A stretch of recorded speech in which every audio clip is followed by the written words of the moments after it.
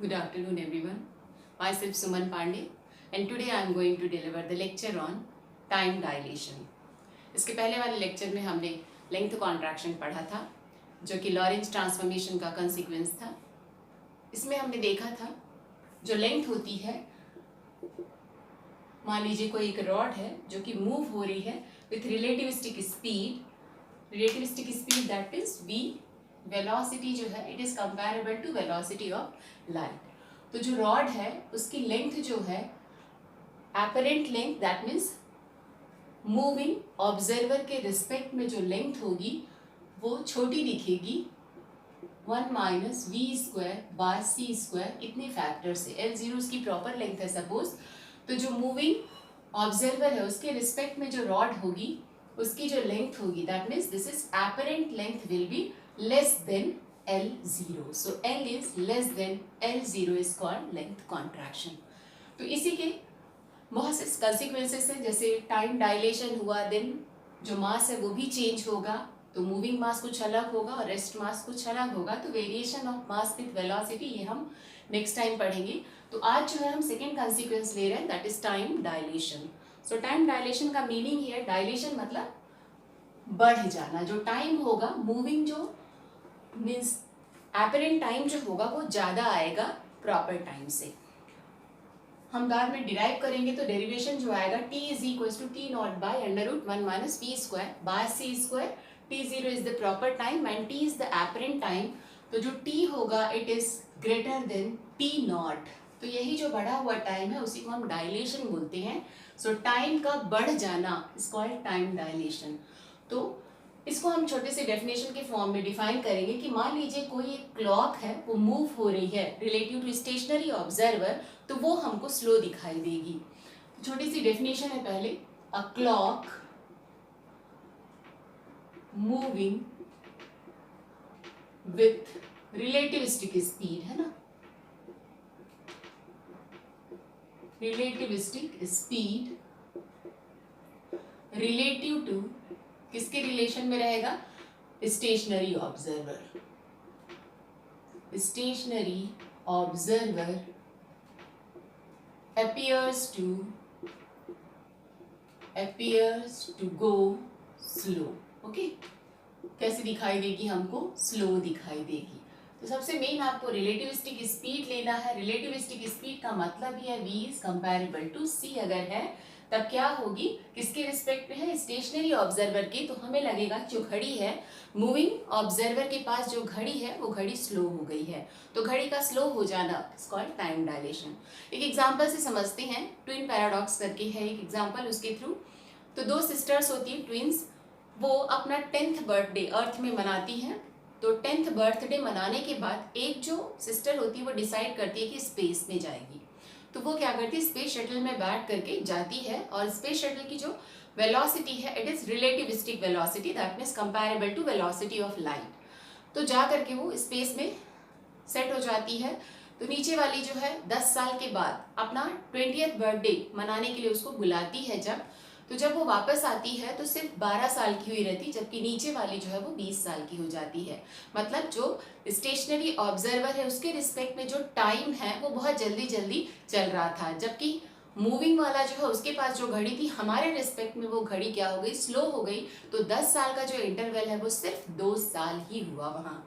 So that is time dilation. तो इस example से बड़े अच्छे से क्लियर हो जाता है कि टाइम का जो है क्या रिलेशन है. हम क्या बोल रहे हैं, अर्थ के रिस्पेक्ट में जो हमारी क्लॉक थी वो बहुत जल्दी जल्दी चली, 10 साल निकल गए, लेकिन जो मूविंग के पास जो क्लॉक थी हमारे रिस्पेक्ट में वो सिर्फ 2 साल ही आगे बढ़ी. मतलब उनकी जो घड़ी थी वो स्लो हो गई थी, इसलिए जो इंटरवल है वो काफ़ी स्लो हो गया था. तो 10 साल का इंटरवल सिर्फ 2 साल में ही वहाँ स्पेंड हुआ.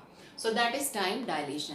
इसी को हम क्या करेंगे, डिराइव करेंगे. फॉर्मूला इसका कैसे आएगा, तो सबसे पहले जब हम कोई भी इवेंट को मेजर करते हैं उसका टाइम इंटरवल, तो हम क्या देखेंगे, जो स्टार्टिंग का टाइम है जैसी इवेंट स्टार्ट हुई और जब वो एंड हुई दोनों टाइम को हम नोट करेंगे और उन्हीं का जो डिफरेंस होगा ending time and starting time दोनों का जो डिफरेंस रहेगा उसी को हम टाइम इंटरवल बोलेंगे.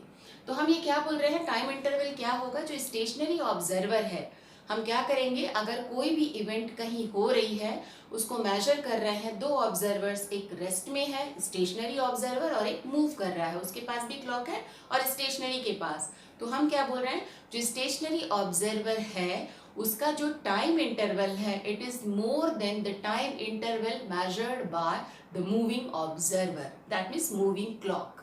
अगर वो क्लॉक मेजर करती है तो क्या होगा, उसके रिस्पेक्ट में जो टाइम रहेगा वो क्या होगा, रेस्ट वाले का ज़्यादा आएगा और उसका जो है कम आएगा। क्लियर है?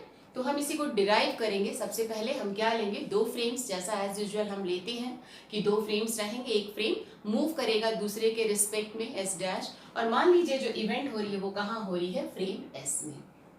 हम क्या बोल रहे हैं, कौन सा टाइम ज़्यादा होगा, the time interval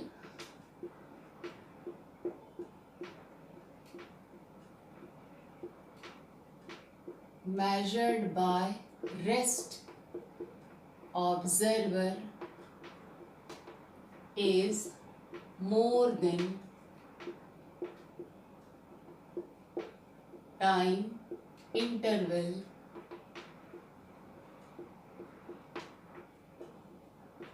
observed by moving observer। Clear है? तो ये इसकी आप दूसरी डेफिनेशन बोल सकते हैं। तो हम इसी को डिराइव करेंगे। तो मान लीजिए दो फ्रेम्स हैं, एक फ्रेम जो कि रेस्ट में है और दूसरा मूव हो रहा है पहले के रिस्पेक्ट में with constant velocity small v in positive x direction. मान लीजिए that frame is s dash, observer o dash, और ये जो रेस्ट फ्रेम है s है, ऑब्जर्वर o। अब मान लीजिए रेस्ट वाले फ्रेम में ही कोई इवेंट होती है किसी पर्टिकुलर पॉइंट पे, मान लीजिए वो जो पॉइंट है x पॉइंट है जहाँ पे इवेंट हो रही है, तो उस इवेंट को मेजर करने के लिए इसके पास एक क्लॉक रहेगी। हम क्या करेंगे, इस क्लॉक से जैसी इवेंट स्टार्ट होगी वो टाइम देख लेंगे और जैसी एंड होगी वो टाइम नोट करेंगे। तो मान लीजिए अगर ये क्लॉक मेजर करती है टाइम, तो जो टाइम का स्टार्टिंग है, इवेंट का स्टार्टिंग का टाइम इज t1 है और एंडिंग का टाइम t2 है। क्या बोल रहे हैं हम, किसके रिस्पेक्ट में, फ्रेम s के रिस्पेक्ट में। So with respect to frame s क्या है, starting time is, starting time of event क्या है, t1 एंड एंडिंग टाइम जो है और same event it is t2 है। सो टाइम इंटरवल जो होगा, suppose it is del t, so this is t2 minus t1। Clear है? ये घड़ी क्या दे दी, कोई भी टाइम जो है इंटरवल शो कर दिया उसने। अब देखिए because this watch is stationary with respect to the observer, ये घड़ी जो है वो क्या है, स्टेशनरी है, रुकी हुई है इस ऑब्जर्वर के रिस्पेक्ट में, जो इवेंट हो रहा है उसके रिस्पेक्ट में, सबके रिस्पेक्ट में, रेस्ट में है। तो जो भी टाइम इंटरवल होगा that is proper time interval, that means जो डेल टी है it is proper time, so that is proper time. क्या बोल रहे हैं हम, डेल टी, इसको हम नोट करेंगे किससे, टी नॉट से, सो that is t2 minus t1। तो ये आपका इक्वेशन नंबर 1 आ जाएगा। क्लियर है? दोनों का डिफरेंस जो है एंडिंग टाइम और स्टार्टिंग टाइम का, that gives interval of time. तो क्या आ जाएगा, इक्वेशन नंबर 1।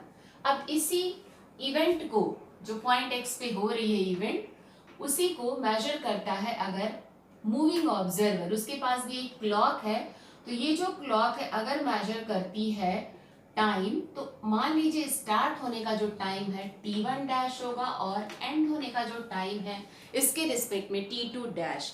ये टाइम क्यों चेंज हो रहा है, because this train is in motion, तो मूविंग के रिस्पेक्ट में जो इवेंट है उसके स्टार्ट हो, अब बहुत अगर स्लो होती तब कोई इफेक्ट नहीं होता। न्यूटन्स के अकॉर्डिंग क्या था रिलेटिविटी में, according to Newton's principle of relativity, when the velocity is very much smaller than the velocity of light, then there will be no change in time interval, but because this velocity is comparable to velocity of light, this is relativistic velocity, so that is according to Einstein's special theory of relativity, तो क्या होगा, अगर v की जो value it is comparable to c, तो दोनों के respect में जो टाइम इंटरवल है वो अलग अलग आएगा। क्लियर है?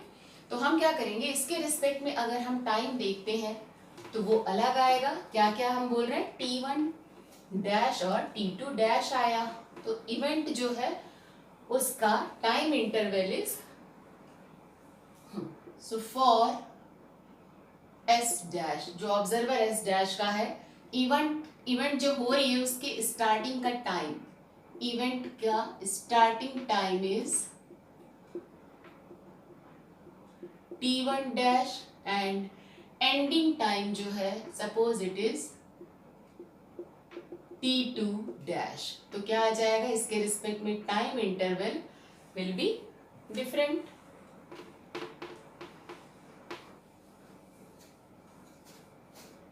Therefore, time interval.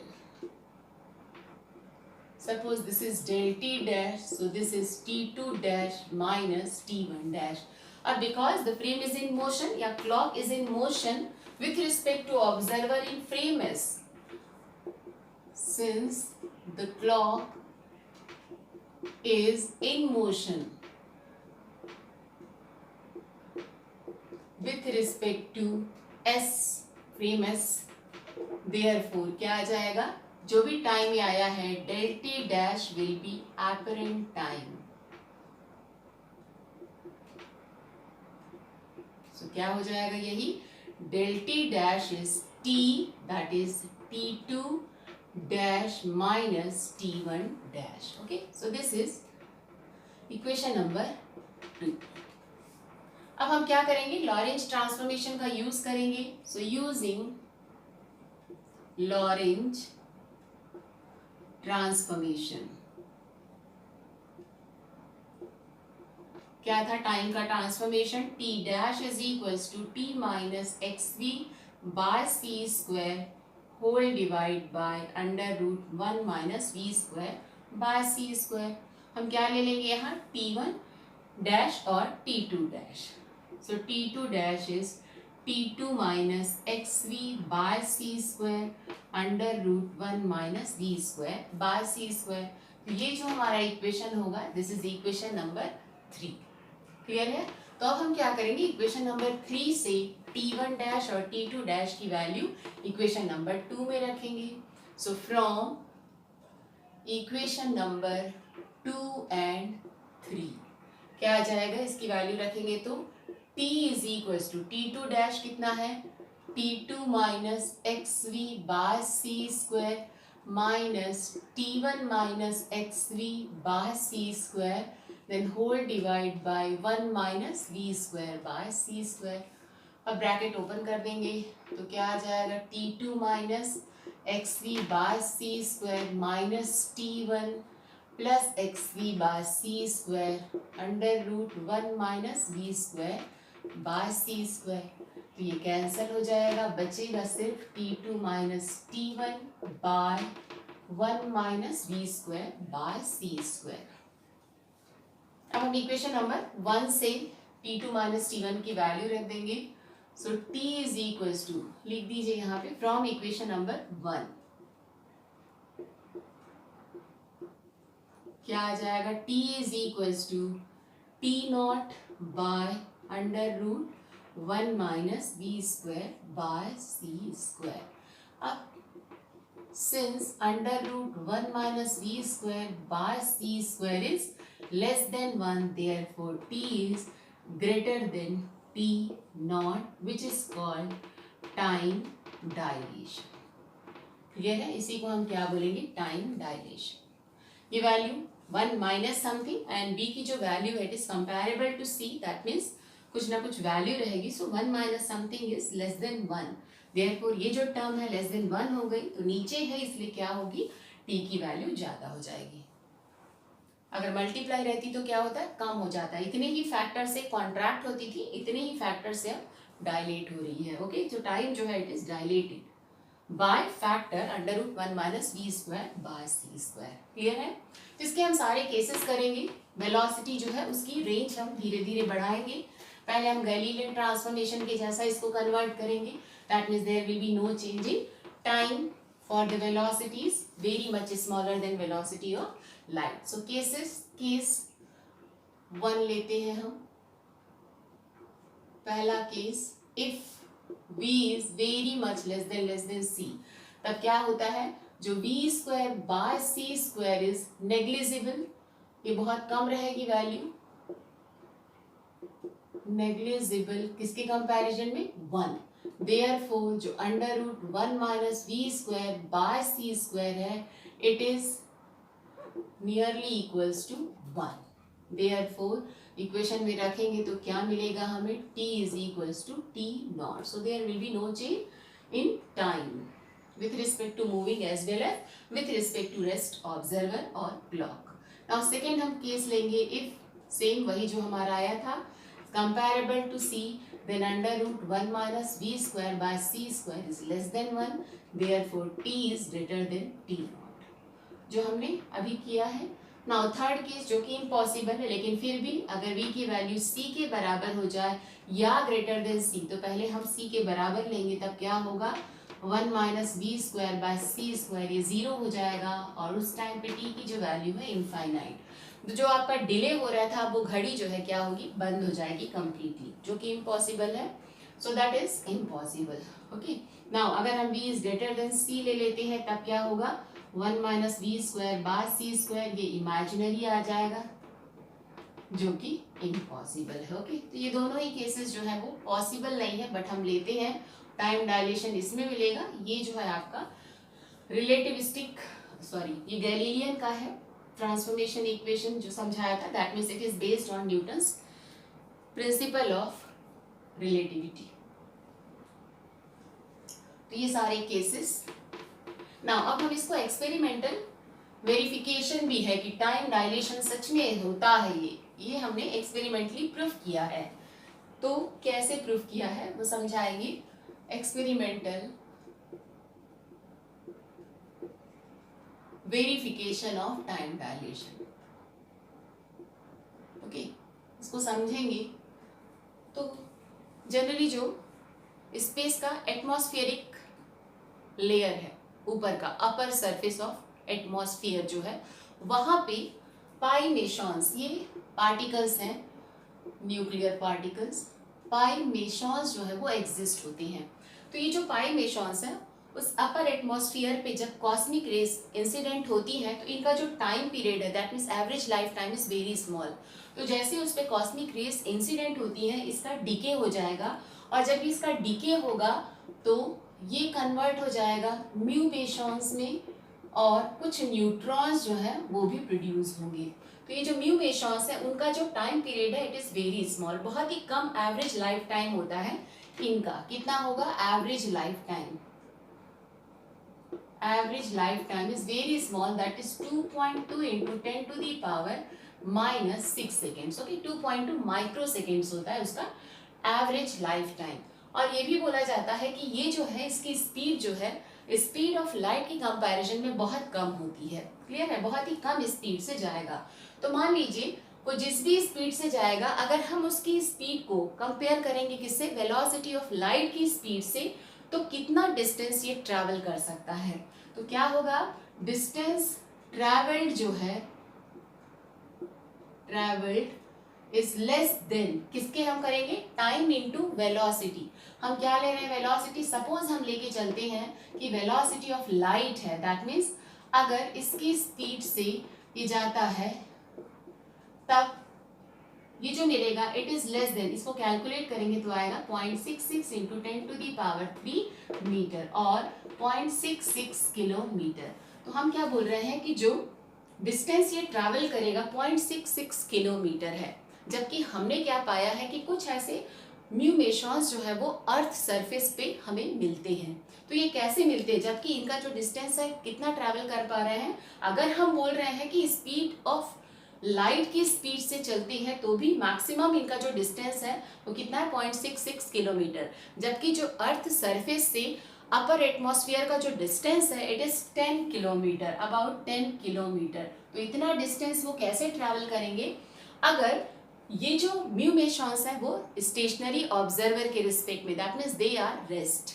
अगर ये रेस्ट में है तब इतना, लेकिन अगर हम मूविंग म्यूमेशंस को कंसीडर करते हैं, किसके रिस्पेक्ट में मूव होगा, अर्थ के ऑब्जर्वर के रिस्पेक्ट में, because earth is in motion, और अगर इसके रिस्पेक्ट में ये म्यूमेशंस जो है वो ट्रैवल करेंगे तो हम क्या लेंगे, मूविंग मेशंस अगर हम कंसीडर करते हैं तब जो उनका टाइम इंटरवल है वो चेंज हो जाएगा। अब हम कंसीडर क्या करेंगे, एपरेंट टाइम, तो जो टाइम स्पेंड करेंगे वो कितना रहेगा, चेंज हो जाएगा, इससे ज्यादा आएगा, क्योंकि टाइम डायलेशन होता है। तो अब हम निकालेंगे कि टाइम कितना होगा, देन उसके बाद उस टाइम पे कितना डिस्टेंस वो ट्रैवल कर पाते हैं। तो जब हम कंसीडर करेंगे किसको, ये किसका था,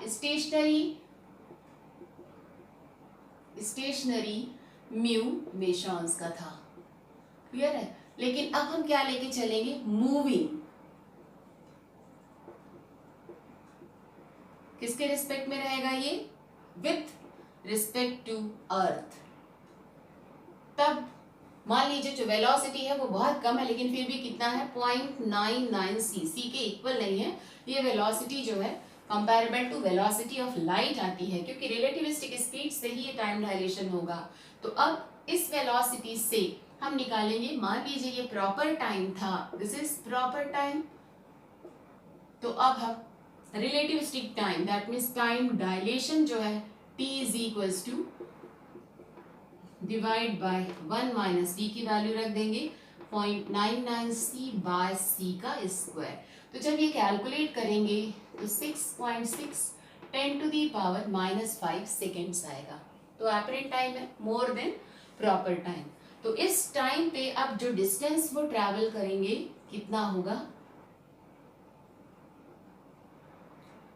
v इंटू टी, v की वैल्यू 0.99 c इंटू सी की भी वैल्यू रख देंगे, ये वाला टाइम रखेंगे हम 6.6 इंटू 10 टू दी पावर -5। तो जब आप ये कैलकुलेट करेंगे तो 20 किलोमीटर आता है डिस्टेंस ट्रैवल। तो 20 किलोमीटर दैट मीन्स 10 किलोमीटर ही चाहिए हमको ये डिस्टेंस। तो कुछ ना कुछ म्यूमेशंस जो है, कौन से, मूविंग म्यूमेशंस जो है वो अर्थ में हमें दिखाई देंगे। Why, because of time dilation. तो टाइम डायलेशन की वजह से ही डिस्टेंस जो ट्रैवल कर रहे हैं वो काफ़ी हाई डिस्टेंस में ज़्यादा डिस्टेंस हो जाएगा और बड़े आराम से वो अर्थ सरफेस पे हमको दिखाई देंगे। क्लियर है। तो ये है experimental verification of time dilation. Okay, now अब इस पे बेस्ड कुछ हम न्यूमेरिकल्स करेंगे। टाइम डायलेशन पे बेस्ड बड़े छोटे छोटे से न्यूमेरिकल्स हैं। इसमें वैसे ही हमारे 3 वेरिएबल्स रहेंगे, T not and velocity of light तो कांस्टेंट रहेगी। तो सबसे पहले हम question number 1, a particle with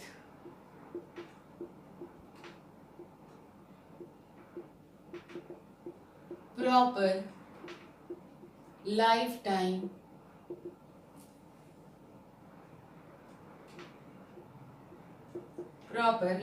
time of 2 microsecond, generally यही होता है, म्यूमेशंस ही हम लेके चलते हैं, moves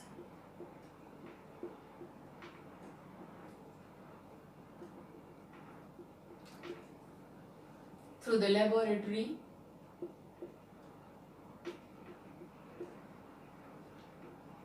with a speed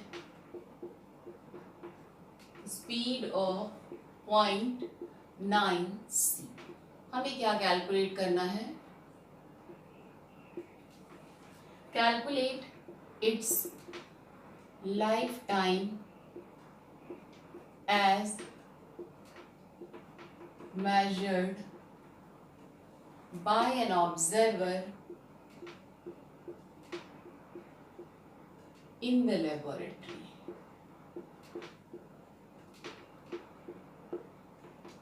clear है। क्या बोल रहे हैं, प्रॉपर लाइफ टाइम जो है वो किसकी है, पार्टिकल की 2 माइक्रोसेकेंड्स है। मतलब क्या दिया हुआ है, टी नॉट, पहले आप गिवन लिख लेंगे, टी नॉट 2 माइक्रोसेकेंड्स, इसको सेकेंड में कन्वर्ट करेंगे, 2 into 10 to the power -6 second. Then moves through the laboratory with speed of v is also given 0.9 c। हमें क्या निकालना है, t की वैल्यू फॉर्मूले में रख देंगे, v² बाय c²।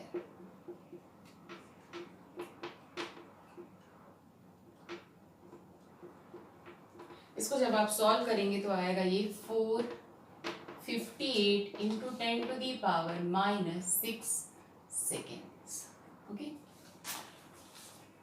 तो ये आपका टी नॉट निकालना था, सॉरी टी निकालना था, t naught is given, b दिया हुआ है।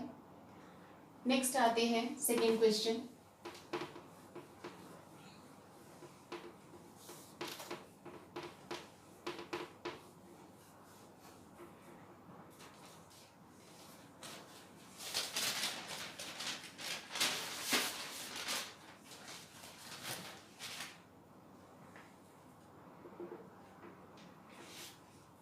So what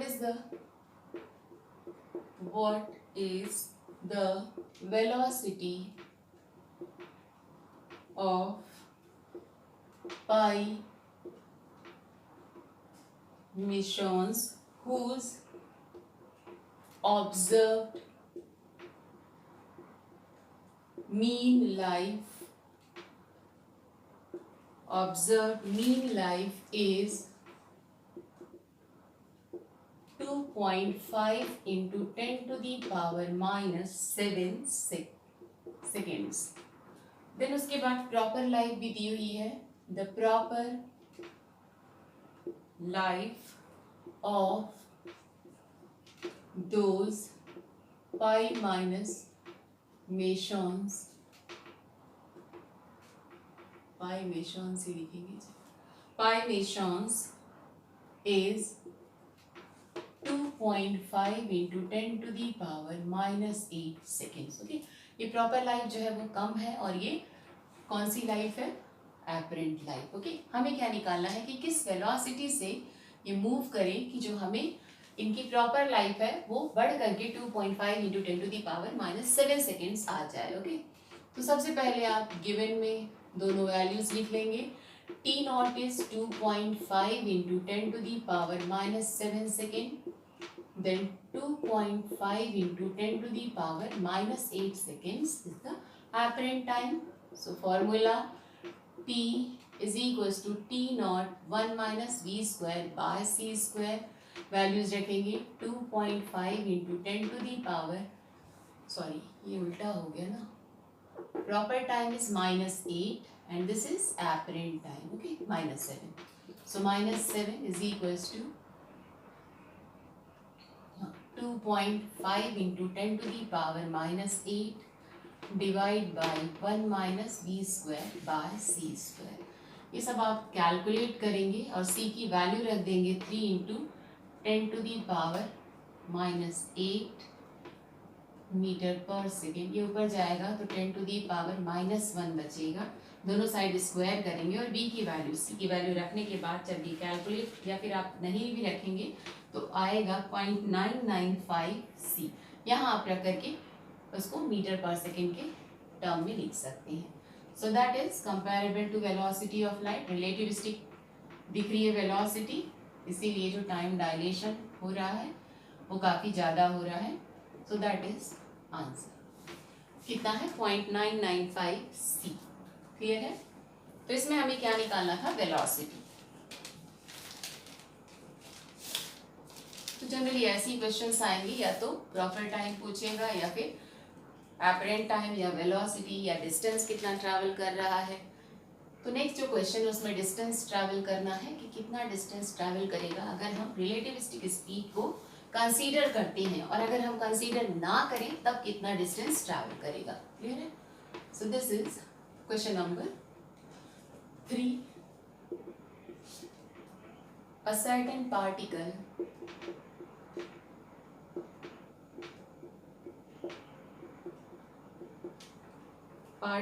called mu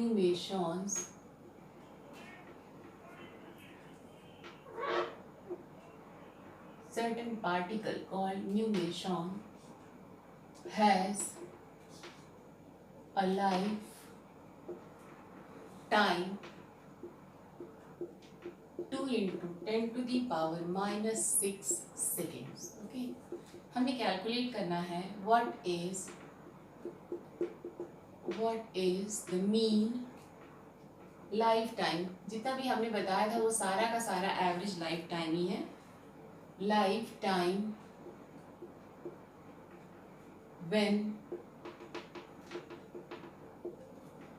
when the particle traveling when the particle is traveling with a speed of 2.994 into 10 to the power 10 centimeter per second.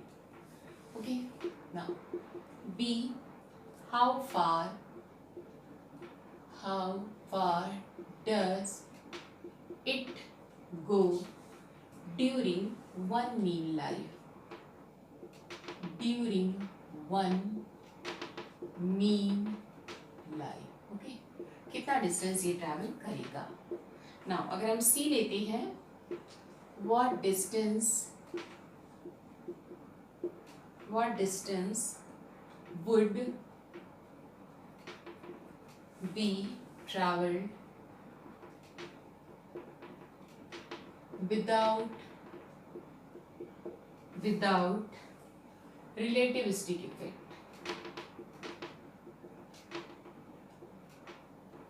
अगर हम relativistic effect को ना consider करें, that means time dilation अगर हम ना consider करें, तब कितना डिस्टेंस ट्रैवल करेगा. क्लियर है. तो पहला देखिए क्वेश्चन में क्या क्या गिवन है. प्रॉपर टाइम दिया हुआ है. म्यू एशाल has a lifetime of 2 into 10 to the power -6 seconds. Okay,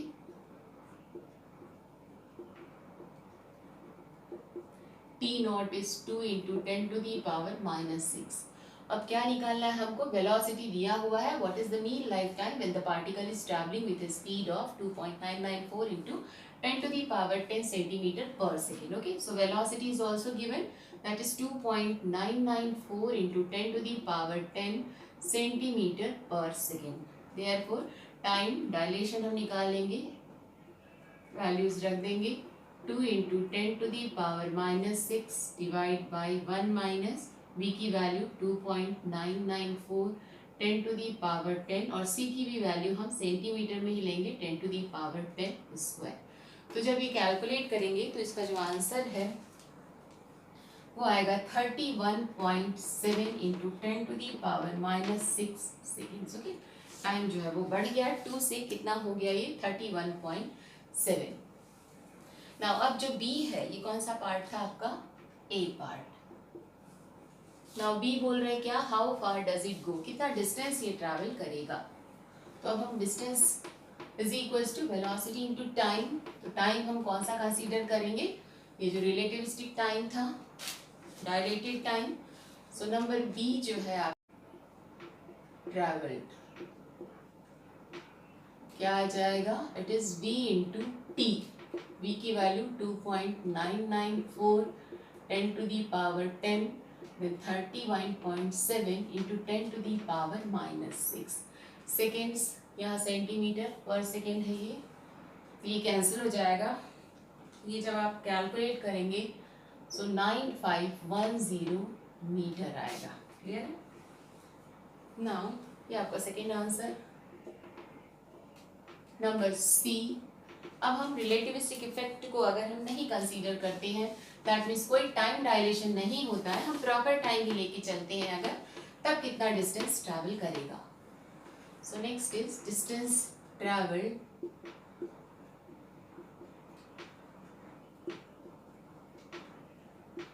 without relativistic effect.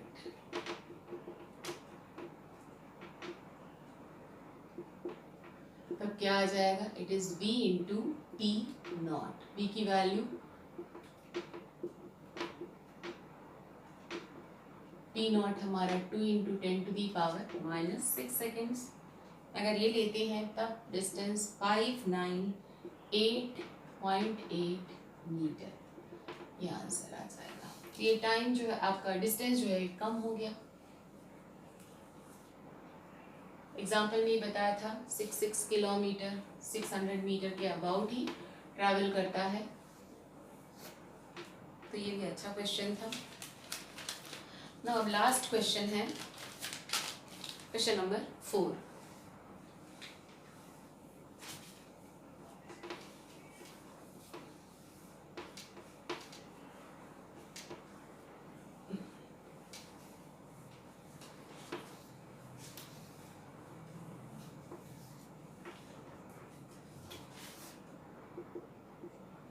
A clock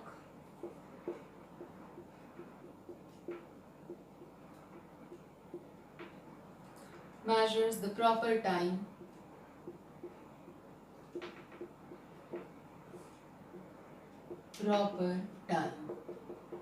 with what velocity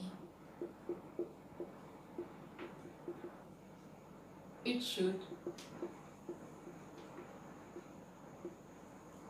travel relative to an observer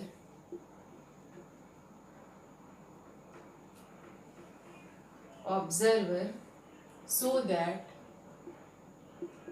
it appears to go slow कितने से by 30 seconds in a day, एक दिन में।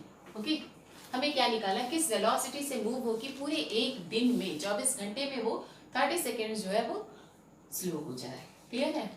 तो अब देखिए इसमें क्या होगा, अगर मान लीजिए अर्थ का ऑब्जर्वर जो है उसका टाइम पीरियड नोट करता है, दैट मीन्स 24 आवर्स जो है, वही टाइम जो है इस मूविंग ऑब्जर्वर के लिए क्या हो जाएगा, 24 आवर्स में से 30 सेकेंड्स हमारा माइनस हो जाएगा। क्लियर है?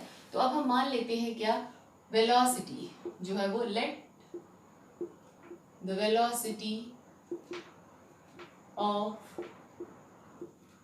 द ऑब्जर्वर, कौन सा, मूविंग ऑब्जर्वर, कितनी है, v है। तो अब हम क्या लेंगे, किसके रिस्पेक्ट में, जो भी रेस्ट है स्टेशनरी ऑब्जर्वर के रिस्पेक्ट में।